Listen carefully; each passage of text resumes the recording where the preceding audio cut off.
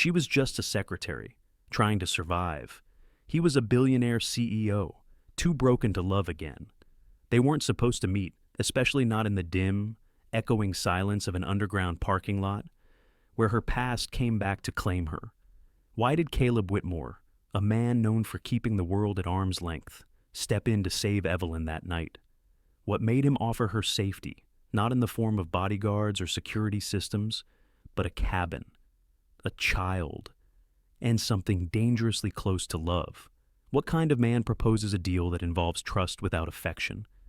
And what kind of woman says yes, not knowing if she's escaping danger or stepping into another kind of storm? This isn't a story about falling in love at first sight. It's about what happens when two wounded souls collide and slowly, tenderly, begin to build something neither of them believed they deserved. If you've ever run from your past, if you've ever wondered whether love can find you again, then this story was written for you. Don't forget to like, share, and subscribe to our channel. Now, let's begin. Evelyn Carter had spent the last 3 years building invisible fences, changing locks, deleting traces, and walking home beneath different streetlights each week. But as she stepped into the dim, cold stillness of the underground parking garage, she realized something painful. Some fears learn how to pick any lock. They find you, even in the places you swore were safe. Her heels echoed faintly as she walked across the concrete floor, the tap-tap rhythm almost calming until it wasn't. The air was heavy, a strange mix of exhaust, winter chill, and silence that felt too deliberate. She glanced at her watch just after 7 p.m. Everyone else had gone home hours ago. She stayed late finishing expense reports, but deep down, she knew the real reason. The office felt safer than her apartment. Lonelier, perhaps, but safer. Then she heard it. A soft shuffle. A step not meant to be noticed, but not quite careful enough. She didn't turn around right away. Her body stiffened. Her breath caught. She could already feel the cold sweat forming at the base of her neck. And then the voice. Eve, 2 years, 2 whole years since she'd last heard him say her name out loud. Randall. He stepped into the yellow glow of the overhead lights, looking older, but not weaker. His coat was heavy, but open, like he didn't care about the cold. Same eyes, same stare. That half smirk that once meant charm, but now only whispered danger. She froze in place, hand tightening around her keys. "I just want to talk," he said, softly at first. "You never gave me a real chance to fix things." Evelyn turned slowly. Her voice barely rose above the hum of nearby generators. "You need to leave." He took a step forward. "Come on, Evelyn. We were married. That means something. You can't just erase me." She backed up, inching toward her car, but he closed the gap quickly, anger flaring. His hand grabbed her wrist too tight, too sudden. Panic surged through her, shallow breath clashing against the freezing air. "I said, let go. I'm not done," he snapped, tightening his grip. "You think you can just run off, start over with a new name, new job? You owe me," she said. "Let go." The voice came from behind them, calm, deep, and cut with steel. Randall paused, his hand still on Evelyn's arm. Slowly, they both turned. A tall figure stepped out from behind a dark SUV. He was wrapped in a long black wool coat, tailored and sharp. His gloves were still on, his eyes gray. Unreadable, didn't blink. Caleb Whitmore. Evelyn's boss. The billionaire founder of Whitmore Technologies. She'd seen him walk through boardrooms like they were extensions of his own mind, commanding attention without ever raising his voice. Randall straightened, jaw clenched. "This doesn't concern you." "It does now," Caleb replied, evenly. "Remove your hand from her. Now." Randall hesitated. Something about the way Caleb stood shoulders square, gaze level, made even his bravado falter. He released Evelyn's arm, stepping back, eyes narrowing. "You think money makes you untouchable?" he hissed. "No," Caleb said. "But I don't tolerate threats. To anyone under my protection." Randall spat on the ground beside him. "She's not yours." "No," Caleb agreed, voice steady. But you've already made it clear she's not yours either. A long silence stretched. Then Randall turned and walked off, shoulders stiff, boots pounding against the floor with more noise than needed. He disappeared into the ramp's curve, swallowed by shadow. Evelyn stood frozen, her hands still shaking slightly. Caleb didn't speak right away. He didn't reach out, either. He just stood beside her, quietly, giving her space. "Are you all right?" he finally asked. She nodded, though it wasn't fully true. "Your car doesn't look safe to drive," he said, glancing at the dented door and side mirror barely hanging on. "Let me take you home." "I can manage," she replied automatically. "I insist." There was no force in his voice, just quiet finality, and something else, something like recognition. Without another word, she followed him to his car. The silence between them on the ride was almost soothing. No questions, no pity, just warmth from the heater and the occasional sound of tires sliding softly over icy roads. When they reached her apartment, he walked her to the front door. She fumbled with her keys, embarrassed by the chipped paint on her door frame and the missing porch light bulb. But when she opened the door, he stopped her. "The lock's been tampered with." She looked down. He was right. The metal was scratched. It hadn't been like that this morning. She didn't say anything. He didn't either. Not for a long moment. "If you need anything," he said, finally, "you know how to find me." She gave him the smallest nod, then stepped inside. When the door clicked shut behind her, Evelyn leaned her back against it, letting the quiet fall around her like a heavy blanket. Her breath shook, not from the cold, not from Randall, from the way Caleb had looked at her, measured, steady, and not the way a man looks at someone broken, not with pity, but with something she wasn't ready to name. Not yet. Caleb Whitmore had never driven a colleague home, not once. He valued distance the kind that kept business professional, emotions manageable, and life ordered. But as he watched Evelyn Carter fumble with her keys outside her apartment, her breath hitching in the cold, her shoulders drawn in like she was bracing for more than weather he knew. This wasn't about protocol. This was about instinct, and he wasn't about to leave her standing alone in the dark. The ride began in silence, except for the low hum of the car's heater and the occasional sweep of the wipers against the windshield. Snow had begun falling again, soft and steady, blurring the city lights into gentle smudges behind the glass. Evelyn sat quietly in the passenger seat, her hands clasped tightly in her lap. She didn't look at him. Her profile was calm, but he could feel the tension radiating from her like static. After a few blocks, he spoke. "Was that your ex-husband?" Oh, pause. She adjusted the strap of her purse, but didn't turn her head. Yes, no elaboration, no explanation, just a word, flat and final. "He's been following you?" Another pause. "I don't know. Sometimes I think I see him. Other times I think it's just habit. Fear makes ghosts out of everything." He glanced at her, but she kept her eyes forward, focused on the snowy streets winding ahead. "You didn't tell anyone at work," he said. She smiled small, tired. "And say what? That I used to belong to a man who broke more than furniture when he was angry, that I spend every evening checking my locks twice, sometimes 3 times.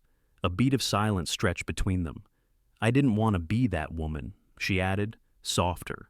"The broken one?" Caleb didn't respond right away. His fingers tightened slightly around the steering wheel. There were no right words, only the quiet ones that didn't pretend to fix anything. They turned into a narrow residential street. Her building was small and tucked behind a row of brick townhomes, nearly invisible beneath the frost-covered trees. As she reached for the door handle, he noticed it. The lock on her front door scratched, fresh, obvious to anyone who knew what forced entry looked like. He stepped out behind her as she approached the door. Evelyn hesitated when she saw him following. "I'll be fine," she said, trying to sound firmer than she felt. He didn't argue, but he didn't leave either. She opened the door slowly. The apartment was dim, cold. A narrow hallway led into a living space furnished with second-hand chairs and a table missing one leg support. The wallpaper curled slightly at the corners. A small space heater buzzed quietly in the corner. "I know it's not much," she murmured. Caleb didn't answer right away. His eyes scanned the room, mold near the window frame, thin curtains, no visible security system.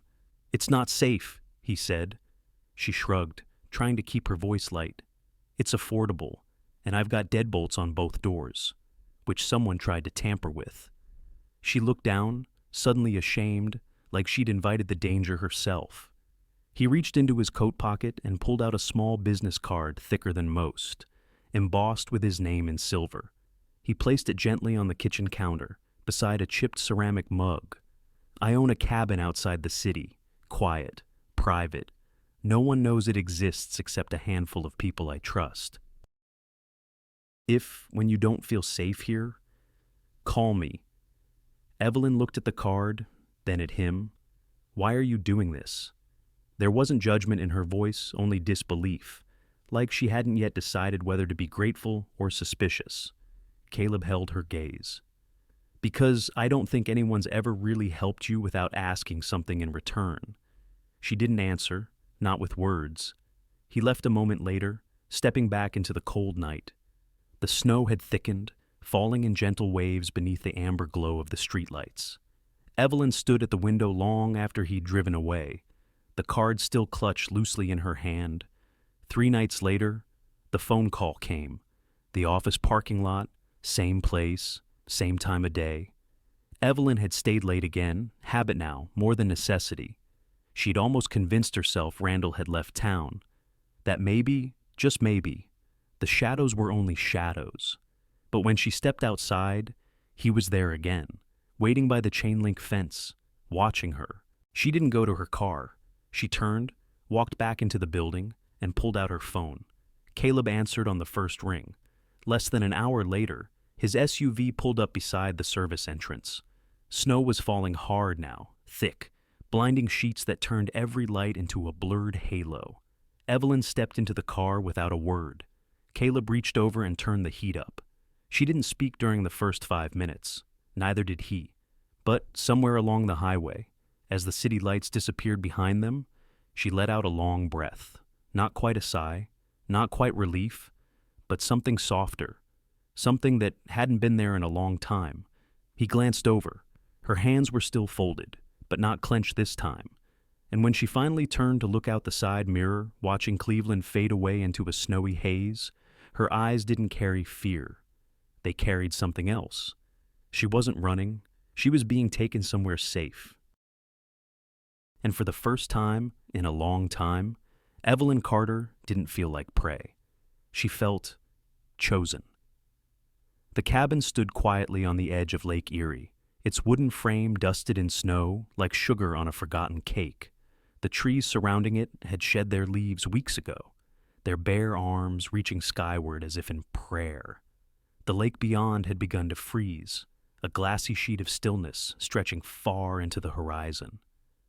Evelyn Carter stood at the front porch, gloved hands curled tightly around a mug of tea she hadn't touched.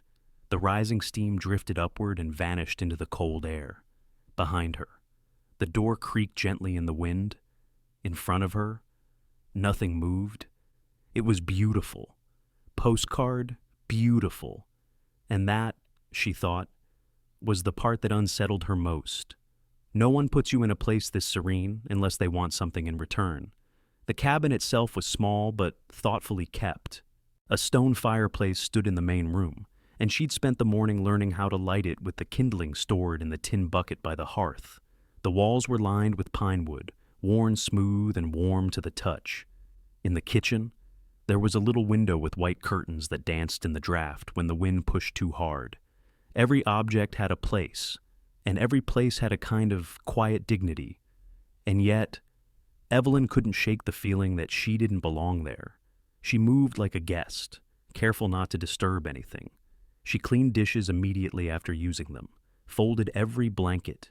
Even when she sat on the sofa, she perched rather than settled, as if she might need to get up at any moment and explain herself.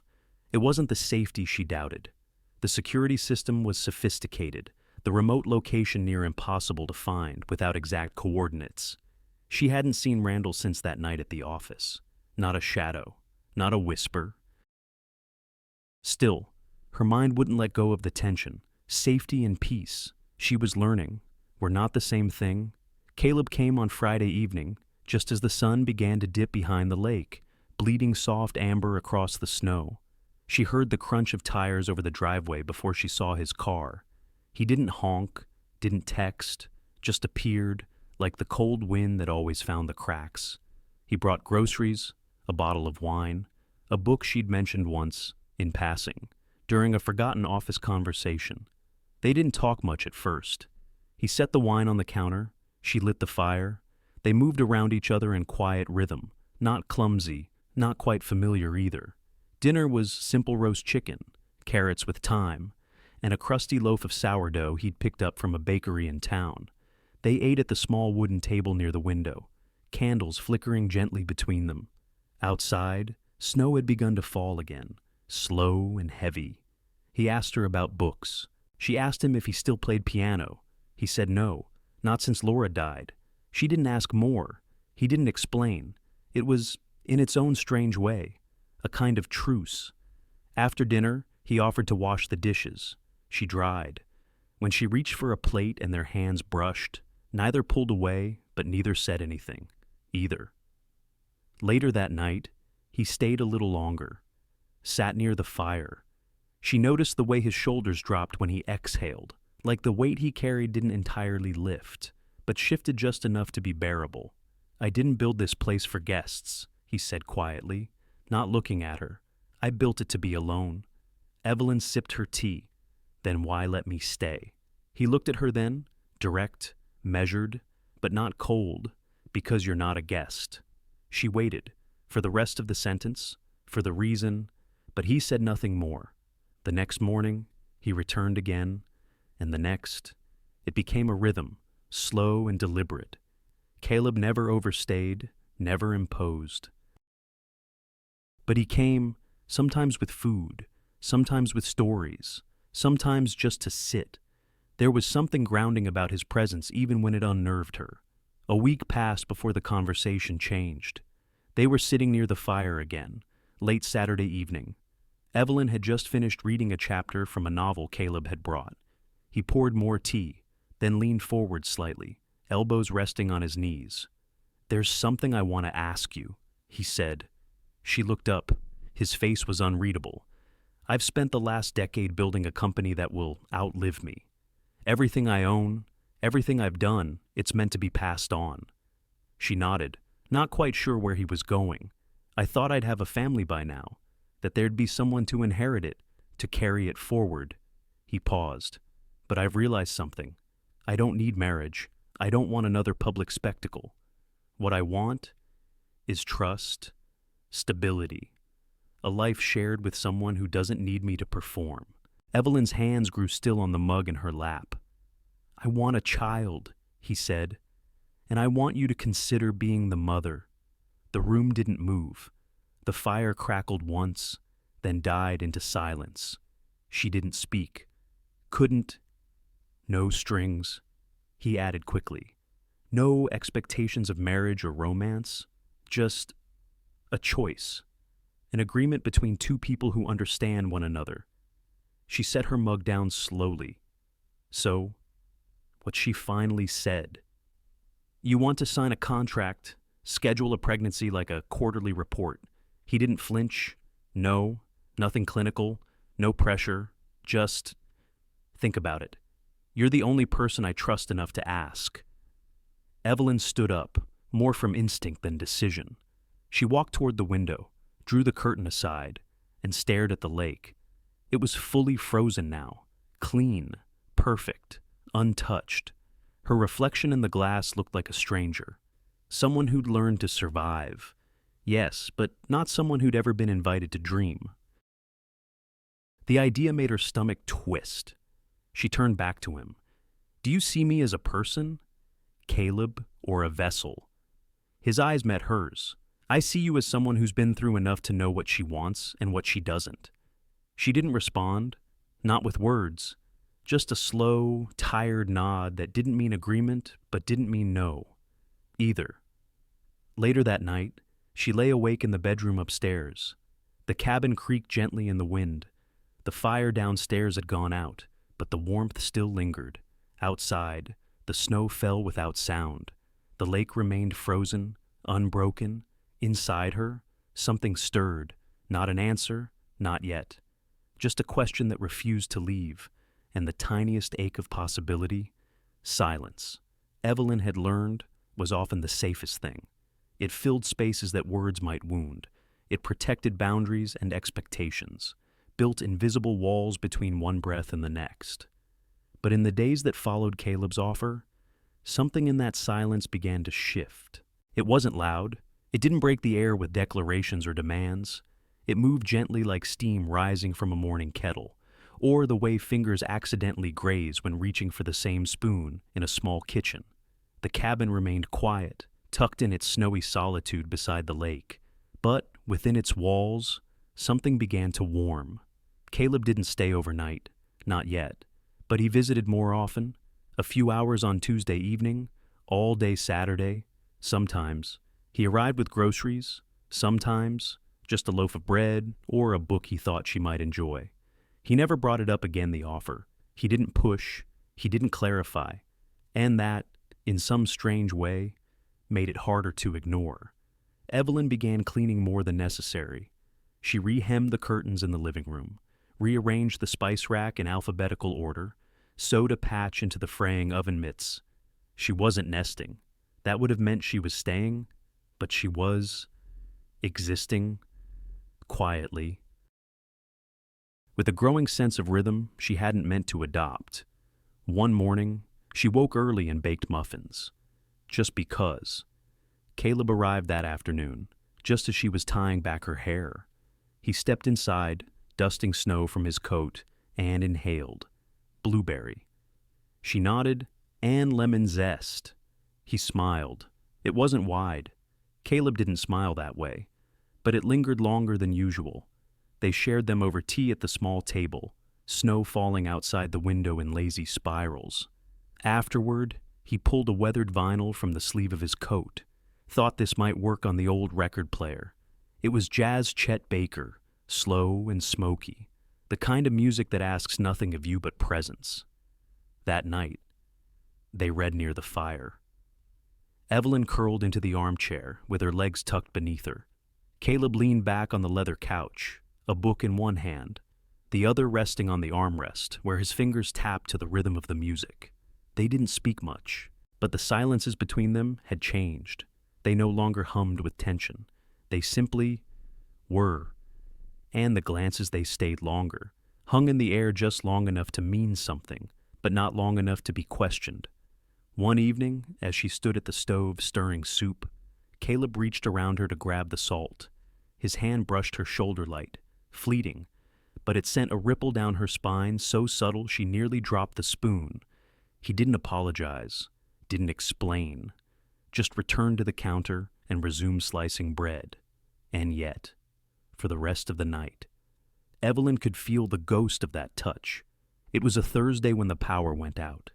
A sudden gust of wind had rattled the windows all afternoon, and by sunset, the lights flickered once, then died completely. The heater sighed, fell silent, the cabin dimmed, the weight of winter settling in. Evelyn lit the oil lamps Caleb had shown her the week before. She pulled the wool blankets from the closet and piled them near the fireplace. The wood stove hissed to life with a little coaxing, warmth beginning to radiate slowly through the main room. Caleb had stayed late that evening. He didn't leave when the lights went out. He didn't even pretend to. They sat on the floor beside the fire, wrapped in blankets. The only sounds the occasional crack of wood and the low croon of wind outside. He read aloud for a while, his voice steady, low, oddly soothing. Evelyn didn't focus on the words so much as the way they filled the space, made the cabin feel smaller, closer. At some point, she leaned back into the cushions of the long chaise by the fireplace. She wasn't cold, not really, but she pulled the blanket tighter around her anyway. Caleb stood and disappeared down the hallway. A moment later, he returned with a thicker comforter. Without a word, he spread it gently over her, careful not to touch her directly. His movements were precise, respectful, but intentional. Evelyn watched him through half-lidded eyes, not sure whether to thank him or pretend she was already asleep. He didn't say goodnight, just sat back down on the rug, his back to her, staring into the fire. They didn't touch, but something passed between them in that hour. Not a promise, not yet, but the beginning of a surrender. Later, long after the fire had dimmed to glowing embers, Evelyn sat alone in the small bedroom upstairs. The mirror on the vanity reflected a pale outline of her face, softened by the golden flicker of the bedside lamp. Her hair was loose, her sweater stretched at the elbows. She looked real, tired, and alive. She reached up, almost unconsciously, and touched her collarbone. Just below it, that small space on her neck. Earlier that evening, as she had bent to light the fire, she'd caught him looking there, not leering, not possessive, just noticing. Like a man unsure whether beauty still existed in the world and suddenly realizing it did, her fingers hovered there for a moment longer. The silence wrapped around her again, but it no longer felt like hiding. It felt like the echo of something unspoken, and perhaps, just perhaps, something waiting to be born. There are glances you can look away from, touches you can pretend didn't happen, words that float between two people and dissolve before they take shape. But when someone makes you laugh, again, really laugh, the kind that bubbles up from a place long thought silent, it's harder to pretend. That's when you begin to realize you're no longer just surviving. You're beginning to feel. It was Saturday morning when Caleb asked if she wanted to go into town. Just a grocery run, he said, nothing more. The cabin needed more tea, salt, a few vegetables. The weather had finally softened, the snow thinning under the pale sun. Evelyn hesitated at first, unsure if she was ready to step back into a world that hadn't missed her. But when he looked at her quiet, expectant, with no pressure, she found herself nodding. The drive was quiet at first. Caleb kept his eyes on the road, one hand resting loosely on the wheel. Evelyn watched the trees blur past, the sunlight catching patches of melting snow and scattering it like diamonds. She hadn't been to this part of town before, though she imagined he had many times. He parked in front of a small, family-owned market, tucked between a post office and a closed antique store. The sign was hand-painted, slightly faded. Inside, it smelled like citrus and coffee. Evelyn moved slowly through the aisles, touching things, reading labels. It wasn't about needing anything. It was about remembering that she could want something, even something small. A ceramic mug shaped like a fox, a lavender-scented candle with a cracked lid, a jar of orange marmalade with handwritten labels. She turned and caught Caleb watching her, not in the way men watched women, but in the way someone looks at a familiar song they haven't heard in years. When she raised an eyebrow, he cleared his throat and reached for a jar of pasta sauce. "This one's the worst. Don't buy it." She smiled. "Really? You seem like the kind of man who'd have strong opinions about tomatoes." He held up a hand. "Only about canned ones. Fresh tomatoes. I have a more complicated relationship with." She laughed, just a little, but it was the kind that crinkled her nose and lingered on her lips. He froze, just for a moment. Then he smiled back, not the polite, practiced kind he wore at board meetings, a real one, that night, after dinner. They sat by the fire again. Evelyn sipped chamomile tea while Caleb recounted his disastrous attempt at making soufflé early in his marriage. "I followed the recipe perfectly," he said, gesturing with mock offense, "measured everything to the gram. And somehow, it still collapsed like a sad balloon." Evelyn laughed, this time fully, unfiltered. It startled her. It startled him, too. He looked at her. Really looked. His eyes softened, like he wasn't just seeing her in that moment, but all the quiet pain she'd carried to get there, the shadows she no longer tried to hide. She felt it before she realized it, the shift in air, the way his gaze lingered on her lips, the fire flickering just enough to cast light on his face. outlining the faint crease between his brows, the one that only showed up when he was trying not to feel something. He leaned in slightly, not enough to break the space between them, but enough to acknowledge it existed. Her breath caught, neither moved. For one suspended second, Evelyn thought, maybe it's okay. Maybe this is it. But then, just as gently as he had leaned in, Caleb pulled back. He stood, slowly, his hands at his sides, steady. Too steady. "We should keep things clear," he said quietly, almost to himself. Evelyn didn't reply. What could she say? That clarity had never been her enemy until now, that for the first time in years, she wasn't afraid of what came next, until he reminded her she should be. He didn't look at her again as he stepped out of the room. She listened to the quiet thud of his boots retreating down the hallway, then the door to the guest room closing with a softness that somehow made it worse. She sat there a long time. The tea in her cup grew cold. The fire dimmed. Still, she didn't move. Eventually, Evelyn stood and made her way to her room. She didn't bother turning on the lamp. Moonlight streamed in through the window, casting soft silver across the wooden floor. She walked to the vanity, sat slowly. Her reflection stared back, unreadable. She reached up and touched her lips, not because anything had happened, but because something almost had, and the space between almost and never was suddenly too much to bear. She had never thought of herself as a mother, not seriously, not with names or nurseries or soft lullabies in mind. That kind of dreaming belonged to other women, women who believed their bodies were safe places, women who had grown up knowing comfort. Evelyn Carter had never been one of them. So, when the second red line appeared on the test, faint but undeniably there, she didn't feel joy. She felt fear, not loud, screaming fear, but a quiet, breathless kind. The kind that settles low in your belly and makes your hands tremble even when they're not moving. The test lay on the edge of the sink, small and clinical. Beneath the mirror, her reflection blinked back pale, bare-faced, older than she remembered being yesterday. She stood there for a long time, arms wrapped tightly across her chest, as if holding herself might delay the truth another few seconds. But it didn't. She didn't tell Caleb, not that day, not the next. Instead, she began to write. A notebook she found in one of the cabin's drawers became her confessional. She didn't title it, didn't date the entries, just let her hand move. I don't know if this is a beginning or an end. I don't know if I should feel lucky or trapped. I don't even know if he'll care. Or worse, what if he cares the wrong way? What if, once he knows, I become the plan again, not the person? The days passed slowly. Caleb visited like usual, sometimes with fresh bread, other times with nothing but silence and the warmth of his company. He never pushed, never asked, never noticed the drawer where she slipped the notebook between the placemats.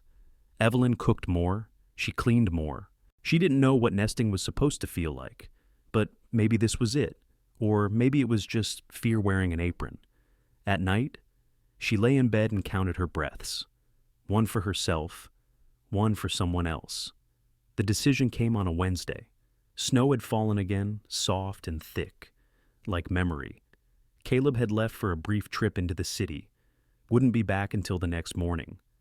Evelyn stood by the window most of the afternoon, one hand resting on her lower stomach. She didn't feel anything yet, no flutter, no change, but the idea of life whispered inside her like a quiet thread pulling taut. She pulled the suitcase from the back closet just before sunset. It wasn't the biggest one, but it would be enough. She packed slowly, methodically, a few sweaters, her scarf, the book Caleb gave her, toothbrush, socks, the notebook. She folded each item like a goodbye. On the desk by the window, she left a single sheet of paper. She hadn't signed it. I didn't plan this. I don't know if I'm doing the right thing, but I need to find out if this child is something I want for me, or if I'm still just answering to what you needed. She placed the letter under a smooth river stone Caleb once used as a paperweight. Then she zipped the bag. She didn't cry, not yet, She was halfway down the stairs when she heard the front door open. For a moment, she thought it might be the wind, but then footsteps, heavy, familiar. Caleb. Her heart slammed into her ribs. She stood frozen on the fourth step from the bottom, suitcase beside her like a confession. He walked in, snow still clinging to the shoulders of his coat. He stopped when he saw her eyes falling to the bag, then slowly, carefully, back to her face. Neither spoke. The silence stretched long and sharp. Then finally, he said quietly, not a whisper, but something close to it. You don't need to go. His voice didn't shake, but his eyes. His eyes were full of something that did. Evelyn opened her mouth, closed it. The suitcase handle felt too heavy in her palm. I didn't come back early to stop you, he added. I didn't even know you'd be leaving. She said nothing. He stepped forward, slow and steady. Not closing the space, but narrowing it. You can leave if you want, he said. I won't follow you. I won't chase. Another pause. But if you're leaving because you think you're alone in this, you're not. Her fingers gripped the handle tighter. She didn't mean for her voice to crack, but it did. I didn't want to be a condition. His brow furrowed. I didn't want to become the reason you finally checked the box. The child. The legacy. Caleb's expression didn't harden. It softened. He nodded, once, then quietly. He said, What if you were the reason I stopped thinking in checkboxes? Evelyn felt the breath catch in her throat. Outside, the wind picked up again. Snow tapped softly against the windows. She looked at him. Really looked. No mask. No calculated calm. Just a man standing in front of her, asking nothing, offering something he didn't yet know how to name. And in that moment, she felt the suitcase grow lighter in her hand. Not because it had fewer things, but because it no longer carried everything. That night, she didn't unpack. She left the suitcase by the door, still zipped, but she didn't leave. She stood at the kitchen counter, boiling water for tea, her hands no longer trembling. When Caleb sat beside her at the table, she didn't pull away. They didn't talk about the test, not yet. But the silence between them had changed again. It no longer guarded a secret. It held a possibility. Evelyn had never been good at saying how she felt. Words always failed her when spoken aloud, too clumsy, too exposed. But writing gave her space to breathe, to sort what tangled inside before it slipped too far from her grasp. So, she wrote a letter. Short but honest, folded it neatly and placed it at the center of the wooden kitchen table, that table, the one where they had shared dozens of quiet dinners and unspoken moments, the one where her tea always cooled too slowly and his glances lingered too long. She placed a small river stone atop it, the same one that once held another note, the one she never had to use. But this time, she meant to. Outside, the snow had started to fall. Caleb hadn't meant to return that evening. His business in the city was unfinished, his meeting postponed due to the weather. Still, something pulled at him, a quiet pressure in the chest, a sense not panic, not urgency, just an ache. He didn't tell his driver, didn't call ahead, just got into his car and drove. The road to the cabin was covered in fresh powder, tires slipping once or twice along the curves. The trees blurred in the headlights, branches heavy with frost. By the time he reached the cabin, the sky had darkened. Snow fell thicker now, wind pressing against the windows like a restless hand. He opened the door quietly, half expecting her curled up by the fire, reading, but what he found was silence, and the suitcase by the door, her coat folded neatly atop it, the letter on the table. He didn't touch it at first. He stood there, jaw tight, hands clenched, the kind of stillness that comes before something cracks. Then slowly, he stepped forward, picked up the page, and read. You were never cruel, but you were never really here, either. You asked me to carry something precious, but not to share it. I want more than safety. Caleb, I want to be wanted, Not needed, not used, wanted. And I don't think you know how to give that. The words hit harder than he expected. He sank into the chair, the letter trembling slightly in his hand.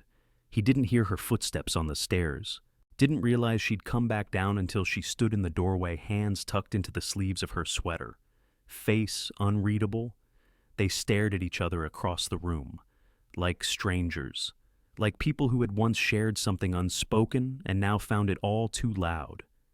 "You were leaving," he said finally. Evelyn didn't answer, just stepped forward and picked up the coat from the suitcase. "You weren't even going to say goodbye." She looked at him then, not coldly, not angrily, just tired. "I did." "You're holding it." His mouth opened, then closed. He stood, walked around the table. "I would have listened if you had just said something." She met his gaze. Would you have talked over it? Like you always do when things get close." The words stung. He didn't deny them. She moved to zip the suitcase, and his hand shot out, stopping her. Why now? After everything, her eyes welled, but the tears didn't fall. "Because I don't want to become a shadow in someone else's story," she whispered. "Not again, not even yours." For a long moment, neither moved. Then Caleb took a step back. "Everything I've done," he said, voice low, "has been to give you space, to let you choose." "You think that's nothing?" "No," Evelyn replied. "I think that's control disguised as kindness." The silence that followed was jagged, and then it broke. "I've lost before," Caleb said suddenly. "You think I don't know what it feels like to be left to love someone and watch them disappear by inches, every day, until they're just gone." He was breathing harder now. The words came rough. "She died in that house. Evelyn. And I kept showing up bringing her tea, fluffing pillows, talking about the weather while she looked through me like I'd already become memory." Evelyn's eyes softened. "I'm not her," she said quietly. "I know," he replied. "But sometimes I act like you might vanish just as easily." His voice broke on the last word. She stepped toward him. "Then, maybe don't hold me like a glass you're afraid to drop." Something shifted in the room. Not anger, not forgiveness. Just the raw, exposed edge of two people finally speaking the truth. But before either could say more, the wind howled against the cabin with sudden force. Snow slapped the windows in sheets. The fire flickered and dimmed. Caleb turned, jaw tight. "I need air." Caleb. He was already at the door, coat in hand, stepping into the storm. Evelyn hesitated only a second. Then she ran after him. Outside, the world was white. The snow was nearly blinding, swirling in wild gusts. She could barely see 3 feet ahead. "Caleb!" she shouted. Nothing. She pressed forward, boots sinking deep into the snowdrifts. Her breath came in sharp bursts, each inhale colder than the last. "Caleb," she called again, louder this time. A flicker of movement near the edge of the trees caught her eye. Then suddenly he was falling. It happened in a blink. His foot caught on a hidden root beneath the snow, his body twisting, arms flailing once before he hit the ground with a sickening thud. "Caleb." She stumbled forward, heart pounding. He lay motionless, snow quickly beginning to gather on his coat. She dropped beside him, brushing his face, calling his name over and over. His eyelids fluttered. A low groan escaped his lips. Relief hit her like a wave, but it didn't soften the panic. She pulled his head into her lap, hands cradling him gently. "Why would you walk into a storm?" she whispered, voice cracking. Caleb winced. "Didn't mean to go far." "Of course you didn't," she murmured. Then, lower, softer. "Don't teach me how to live without you. I'm no good at it." His eyes opened fully then, and for the first time, he didn't look like the CEO. He looked like a man, just a man, scared, exhausted, but finally present. Later, inside, she helped him out of his coat and sat him by the fire, wrapped him in the same blanket he once placed over her shoulders. They didn't speak, didn't need to. The storm outside raged on, but inside the cabin, a different kind of silence settled. Not fear, not distance, just presence. Two hearts, still learning the rhythm of being near without running away. Caleb Whitmore didn't like hospitals. It wasn't just the sterile smell or the two white lights. It was the silence behind every beep, the quiet waiting rooms where time stretched long and thin. It was the memories, the ones that hit without warning. The last time he'd sat by a hospital bed, he'd held a hand that wouldn't squeeze back. And when they told him his wife was gone, along with the child she'd carried, he'd nodded, even as something inside him collapsed so silently it left no sound, only dust. So, when he opened his eyes this time, blinking against the soft morning light streaming through the slatted blinds, he expected that same emptiness. But instead, he saw her, Evelyn, curled in a chair beside the bed, arms wrapped around herself, still, watching him like he was something she wasn't sure she was allowed to want. Hope. That's what hit him first. And then the ache. She noticed the change in his breathing before he spoke. His fingers twitched lightly on the blanket, his brow furrowed, just a little. She sat up slowly, blinking sleep from her eyes. "You're awake," she said. Not a question, not relief, just quiet truth. He tried to sit up, but the stiffness in his shoulder pulled him back. "It's just a strain," she added quickly, "and some bruising. They said you were lucky." He let out a slow breath. His voice was hoarse. "You stayed?" Evelyn looked down at her hands, twisting her fingers in her lap. "I wasn't going to," she said honestly. "Not because I didn't care, because I cared too much." A pause, then, softer. "I was scared." "So was I," Caleb replied. For a while, neither spoke. A nurse entered briefly, checked his vitals, and left with a polite smile, closing the door behind her. The quiet returned, but it wasn't uncomfortable. It just was. "I never told you about her," Caleb said suddenly. Evelyn turned to look at him. He was staring at the ceiling, jaw tight, eyes distant. "My wife's name was Laura," he continued. "She was strong, the kind of woman who could hold a room without saying a word. We tried for years to have a child." He swallowed. She finally got pregnant. 6 months in, complications. They tried everything. His voice cracked at the edges. "I held her hand for 14 hours, and then they told me she was gone. Both of them." Evelyn's breath hitched. "I didn't cry," Caleb said. "Not then. I just went home, made tea, sat in the nursery that hadn't even been painted yet." He looked at her now, eyes heavy with something deeper than sorrow, and I told myself I wouldn't feel like that again. Wouldn't let anyone get close enough to take that much from me. He paused.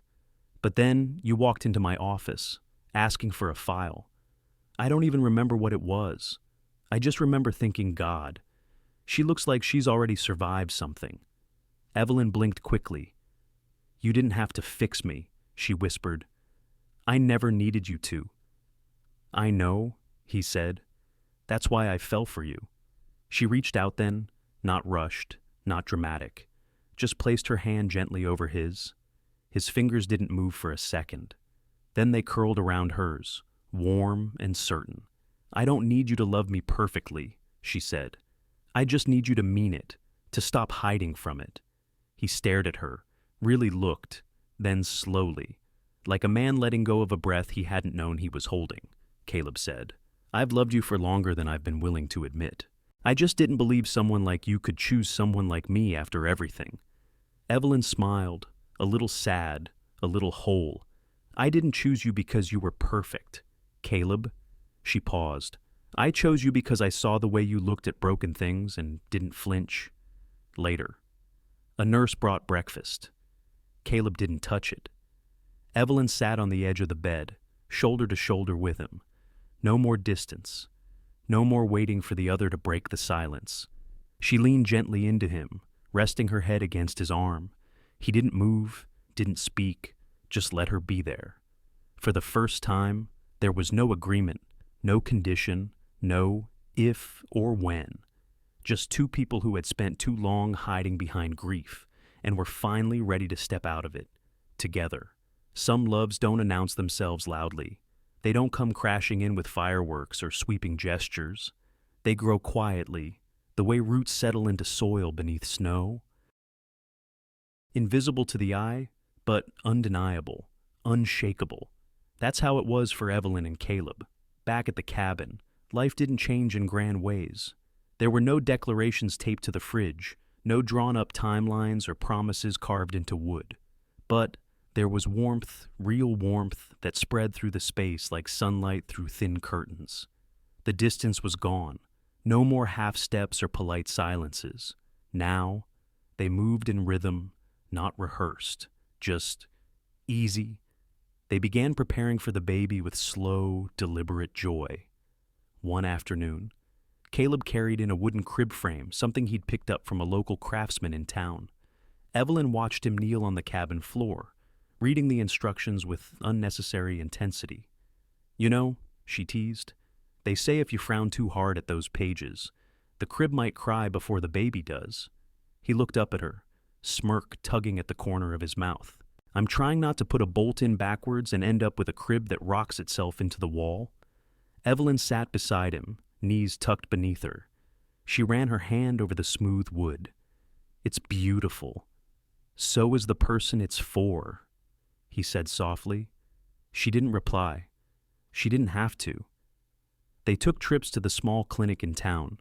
The nurse knew them by name, always offering peppermint tea while they waited. Caleb insisted on asking too many questions at each appointment about vitamins, breathing techniques, baby kicks. Evelyn teased him mercilessly, but never asked him to stop, because she knew for every question he asked, there was a quiet layer of fear beneath. And for every answer, a piece of that fear fell away. In the evenings, the cabin filled with smells of cinnamon and melting butter. Evelyn began baking more sweet breads, blueberry muffins, small pies just big enough for two. Caleb would lean on the counter, pretending to read while sneaking bites of raw dough. She would slap his hand away, half smiling, always failing to hide her amusement. Sometimes they read aloud to the baby, not children's books, yet, but pages from worn novels, poetry, even grocery lists. It didn't matter.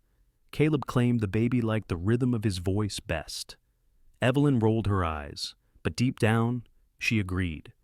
The nights were mostly peaceful, but one evening, close to midnight, Evelyn woke with a sharp cramp in her leg, the kind that seized like a vice, freezing her in place. She let out a soft cry, and Caleb was up in an instant. He knelt beside the bed, his hands already reaching for hers. What is it? What's wrong?" She winced, gasped, tried to stretch. "Just a cramp. In my calf." But his eyes were wide, full of panic. "Is it the baby? Do we need to?" "No," she breathed. "Just help me stretch it." His hands moved carefully, supporting her ankle, gently straightening her leg. He whispered apologies she didn't need, reassurances she didn't ask for. When the pain subsided, she looked at him. His face was pale, like he'd come back from somewhere dark. "Caleb," she said softly. "I'm okay." He nodded, but didn't move. Then, as if pulled by something deeper than thought, he climbed into bed beside her and pulled her into his arms, careful not to press too hard against her belly.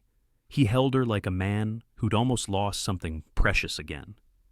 "I'm not going anywhere," she murmured into his chest. Still, he didn't speak. Not right away. Then, just above a whisper, he said, "I won't lose you. Not again. Not like last time." Evelyn closed her eyes, not because she was tired, but because his words wrapped around something inside her, something tender and long hidden. And for the first time in years, she allowed herself to lean fully into another person's arms without needing a way out. The days grew colder, the wind sharper. But inside the cabin, there was a soft, unfolding warmth. Evelyn began humming while washing dishes. Caleb learned how to make her tea just right strong. A little honey, no lemon. They rearranged the bookshelf to make space for baby books they hadn't even bought yet. One morning, she stood before the small mirror in their bedroom, fingers grazing the curve of her growing belly. She didn't recognize her body, not completely, but she didn't fear it either, because for the first time in a long time, she didn't feel like a visitor in her own life. She belonged here, with him, with the tiny, steady heartbeat inside her. Caleb had never planned on being a father. Not again. The idea once held joy years ago, in another life. But after loss hollowed out that dream, he'd locked the door behind it, let it settle into dust, like an old book no one dared reopen. But today, as he stood in the hospital corridor, fingers clenched tightly around a foam coffee cup he hadn't touched, he realized something. That locked room, it had never stopped breathing. Evelyn had gone into labor just after dawn. She had shaken him gently awake, voice calm but tight, saying, "It's time." And then came the rush, the drive through early morning snow, her hand gripping his with quiet strength, the hospital lights, the blur of nurses, monitors, soft voices moving with practiced urgency. He stayed by her side for hours, 12, then 14. Every contraction twisted her features, but she barely made a sound. Caleb wanted to take the pain, to hold it in his chest and let her rest, but he couldn't. He could only stay, and he did. Through the sweat on her brow, the murmured encouragement, the way her hand found his even when her eyes couldn't. At one point, she drifted into a light sleep between contractions. Caleb stepped out into the hallway, needing air, but all he found was silence. Sterile, still. The kind of silence that reminded him of another hospital, another hallway. He leaned against the wall, eyes shut. In his memory, Laura's room had smelled of lavender lotion and antiseptic. The nurse had held his hand as they explained what had gone wrong, as if words could cushion that kind of blow. He opened his eyes and stared down the corridor. "Please," he whispered inside. Not again. When the nurse came out and told him it was time, he moved before she finished the sentence. Inside, Evelyn was propped against pillows, damp curls clinging to her forehead. Her hands trembled, but her eyes were fierce. They met his, and something ancient passed between them: strength, trust, fear, love. He moved to her side, held her hand, and didn't let go. The delivery was hard, longer than expected. The baby's position wasn't ideal. The doctors moved with calm confidence, but Caleb could feel the tension under their words. He said nothing, just pressed his forehead to Evelyn's, whispering her name again and again, like it was the only word he knew. And then after a final cry from her lips, sharp and raw, a new sound filled the room. Thin, loud, pure. The cry of new life. They handed the baby to a nurse first, cleaned him, measured, wrapped him in a soft blue blanket. Caleb stood frozen, until a soft voice said, "Would you like to hold your son?" He turned, nodded, then carefully. Reverently he extended his arms, and for the first time they placed Elijah into them. He was small, so small, pink-cheeked, with a little furrow between his brows that looked far too serious for someone so new to the world. His fingers curled and uncurled in the air, as if grasping at nothing and everything. Caleb stared at him, and something inside him broke open. He didn't cry loudly, just once terror. Then another. They slipped down his cheek in silence, and one of them landed gently on Elijah's. He kissed the boy's forehead. "Hi," he whispered, voice rough. "I'm Caleb." The baby shifted slightly in his arms, making a soft cooing sound. Caleb smiled, trembling. "I'm your dad," he said, quieter now. "I didn't think I ever would be again. But your mom, she made me brave again." Another pause. "She taught me how to love, just by standing still." He glanced toward the bed. Evelyn watched him, eyes glassy, full. She didn't say a word. She didn't need to. A little later, they were alone in the room. The nurse had dimmed the lights. Machines still beeped quietly, but everything else was still. Evelyn lay back, exhausted but awake, one hand resting on her stomach out of habit. Caleb sat in the chair beside her, Elijah sleeping against his chest. She looked at him, not at the suit, or the name, or the legacy, just him. And what she saw wasn't a CEO, not even a billionaire. She saw a man made entirely new by a weight he chose to carry. She saw love, real, undeniable, unspoken, and yet fully there. Weddings didn't need to be grand, not when the man standing beside you had seen your worst days when you'd cried in silence, doubted your own strength, and questioned your place in the world, not when he had held your hand through every crack and tremble, and still called it love. Evelyn never dreamed of ballrooms or diamond chandeliers. But on that soft spring afternoon, with wildflowers blooming in every corner of the backyard, she felt more like a bride than any fairy tale could have promised. The cabin had changed in small, quiet ways over the past few months. A second rocking chair on the porch, a baby blanket drying near the fire, a shelf of children's books tucked between Caleb's philosophy volumes. And now, strings of soft light stretched across the garden fence, casting a golden glow as the sun dipped behind the pines. The wildflowers had bloomed early that year, tiny bursts of yellow, purple, and white curling out from every patch of soil as if the earth itself had been waiting to celebrate with them. Evelyn stood beneath the old oak at the edge of the yard, wearing a simple ivory dress that brushed the grass. No veil, no train, just her, barefoot, free. There were only a dozen guest friends from town, the nurse from the clinic, and two of Caleb's oldest colleagues who'd driven up from the city in a rusty Jeep. Elijah sat in a woven cradle nearby, sound asleep in a little white romper, unaware that his parents were about to promise the rest of their lives to one another. When the music began, just a violin played by a neighbor's teenage daughter, Caleb stepped forward. No tuxedo. Just a soft gray shirt, sleeves rolled up, a sprig of lavender tucked into the breast pocket. He looked at Evelyn like the world had gone quiet, as if nothing else existed. They stood beneath the oak, just inches apart. The officiant said a few words, but Evelyn barely heard them.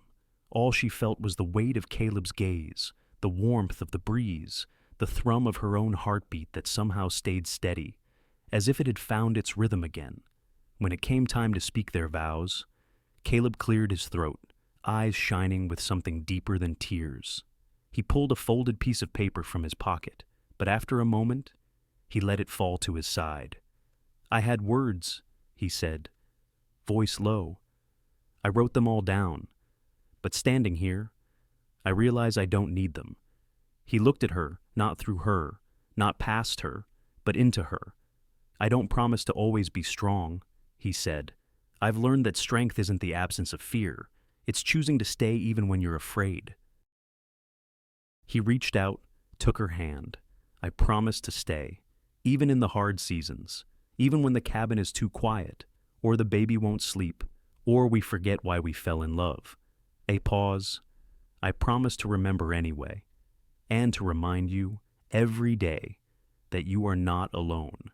Evelyn's breath caught, not because of the words, but because they felt like home, like someone had taken the cracked pieces of her and laid them gently into place without trying to fix them, just holding them kindly. She didn't have anything written down, only a heart that had finally stopped running. She stepped closer, placed her hand on his chest, right over the place his heartbeat lived. "You once asked me to carry something precious," she said, "without promises, without a name for what we were." A soft smile pulled at her lips. "I didn't say yes because I had nowhere else to go." She paused. "I said yes because, somehow, I knew you wouldn't let me break alone." She glanced down at their hands.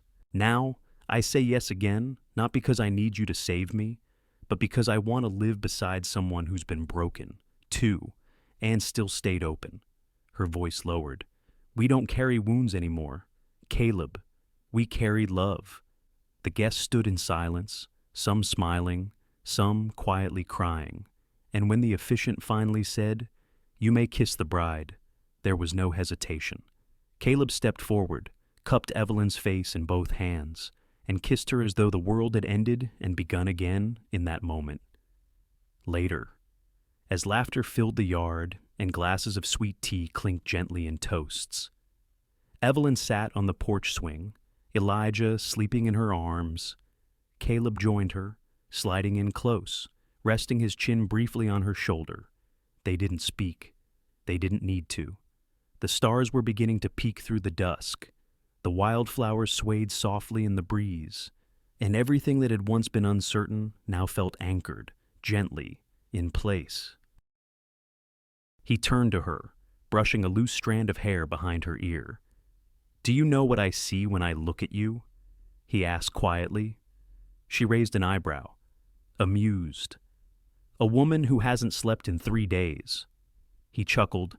"No, I see the bravest thing I've ever known." Then, looking at their son, curled between them, and the greatest thing we've ever made. Evelyn leaned her head against him, a long, quiet breath, and for the first time in her life, she didn't feel like she was holding her world together alone. Not all happiness arrives with fireworks. Sometimes it slips in quietly on a breeze carrying the scent of wildflowers, in the creak of a porch swing, or in the weight of a small hand curled around your finger. Sometimes it's just a warm afternoon by the lake. No grand declarations, just stillness. And the realization that for the first time in your life, you're not bracing for something to fall apart. It was late summer, the kind where the air smelled faintly of pine and warm earth, and the sun lingered like it didn't want to leave. Caleb carried Elijah on his hip as they walked the narrow path toward the lake. Evelyn followed just behind, a woven basket in hand, filled with a small thermos of tea, 2 enamel mugs, and a soft blanket that smelled of cedar wood and sunlight. The lake shimmered in the distance, golden and glassy, framed by the low hum of cicadas and the soft rustle of leaves. Elijah babbled as he reached toward a dragonfly, his chubby fingers curling in wonder. Caleb smiled, shifting the baby slightly to free his other arm and point toward a patch of reeds. "See that? Bud. That's where the turtles like to nap." Elijah looked, wide-eyed. Evelyn caught up to them, breath slow and content. She didn't say anything, just watched them for a moment. Father and son. A picture that still made her chest tighten, not with fear anymore, but gratitude. They reached their favorite spot, a small grassy clearing by the edge of the water. Flat stones framed the bank, and an old wooden bench leaned slightly to one side, weathered but sturdy. Caleb spread the blanket as Evelyn sat, removing her sandals and curling her toes into the cool grass. Elijah sat between them, holding a small pine cone in both hands as if it were treasure. "Tea?" she asked. Caleb nodded, settling beside her. She poured it carefully, the scent of mint and honey rising into the air. He accepted the mug with a quiet thanks, his fingers brushing hers. Even now, after all this time, that simple contact still sparked something soft and quiet in her chest. He picked up the old guitar he kept by the cabin, fingers idly tuning the strings. Elijah looked up at the sound, smiling. Caleb began to play a slow, familiar melody, one he'd played for Evelyn months ago when the nights were long and uncertain. Now, with the sun low on the horizon, the notes seemed to stretch and settle over the lake like a lullaby. Evelyn leaned back on her hands, eyes closed, letting it all sink in the music, the warmth, the life they'd built. A life that hadn't been planned, but had become, somehow, perfect. She looked at Caleb then, noticed the faint lines near his eyes, the way his jaw relaxed when he was fully present. He looked older, yes, but not in a way that dimmed him. He looked lived in. He looked home.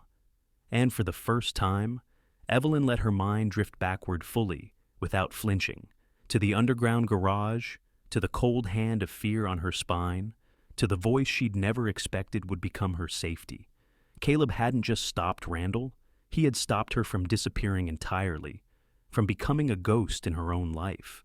She watched as Elijah leaned against his father's knee, eyelids heavy, lulled by the strumming. She reached for the thermos, refilled their cups. and as the shadows lengthened, she spoke. "Do you remember the first time you saw me cry?" Caleb didn't stop playing, but his fingers slowed. "In the parking garage," he said softly. She nodded. "I wasn't crying because of Randall," she whispered. "I was crying because I realized I had no one to call, no one who would come." She looked at him. "But you did." He met her gaze. "I still would." The music faded. Elijah was asleep now, one tiny fist resting on his belly, his face flushed with peace. Caleb set the guitar down, leaned back beside her. Evelyn rested her head against his shoulder. A long silence settled over them. Not awkward, not empty, just whole. And then, in a voice only slightly louder than the breeze, she said, "You once told me you wanted an heir, someone to carry on your legacy." He smiled faintly. "Sounds like something I would have said." She looked at him now, not the man she'd met in a suit behind a glass desk, but the man who changed diapers in the dark, who learned how to make blueberry pancakes without burning them, who woke at the slightest sound of a baby's whimper. "You don't just have an heir." "Caleb," she said. She reached for his hand, entwining their fingers. "You have a family." He didn't answer right away, just turned his head, kissed her temple, and exhaled a breath that felt like years of walls crumbling gently. The lake rippled in the fading light. Birds called from the trees, and somewhere in the distance, a wind chime danced softly in the breeze. Later, as they packed up to head back to the cabin, Caleb paused. He looked out across the water, then down at Evelyn. "You know," he said, "I used to think healing meant becoming who I was before everything hurt." She looked at him, curious. "But now I think it means becoming someone new because of it." He glanced at Elijah, now cradled in Evelyn's arms. "And I like who I've become." Evelyn smiled. "So do I." That night, as they climbed the porch steps, Elijah stirred in her arms. She rocked him gently, pressing a kiss to his forehead. Inside, the cabin glowed with the soft light of evening lamps. The scent of lavender drifted from the nursery, and the door bore a new nameplate one Caleb had carved himself. The Whitmores. Simple, uneven, human, real. In her journal later, Evelyn wrote, "Caleb saved me from Randall, but that's not what changed my life. What changed my life was this. He gave me a place where I didn't have to run anymore, a place to stay, a place to be loved. Sometimes, the most powerful love stories are not the ones that begin with passion, but with pain." Evelyn and Caleb's journey reminds us that healing doesn't always come in grand gestures. It often arrives in silence, in the quiet presence of someone who chooses to stay. We may think we are too damaged, too late, or too old to begin again, but love has a gentle way of finding its way back when we least expect it. This story teaches us that strength is not in never being broken, but in allowing ourselves to be seen. Even with the cracks still showing, it reminds us that family isn't always built by blood, but by trust, forgiveness, and the small daily acts of care. In a world that often celebrates speed and perfection, Evelyn and Caleb show us the beauty of slow love, of second chances, and of choosing peace over fear. So, wherever you are in your life, whether starting over, grieving a loss, or learning how to trust again, remember this: it's never too late for love. And sometimes, love shows up in the quietest places. Thank you for spending your time with us and walking through this heartfelt journey. If this story touched your heart, made you feel seen, or reminded you that love and healing are still possible, please consider supporting our channel.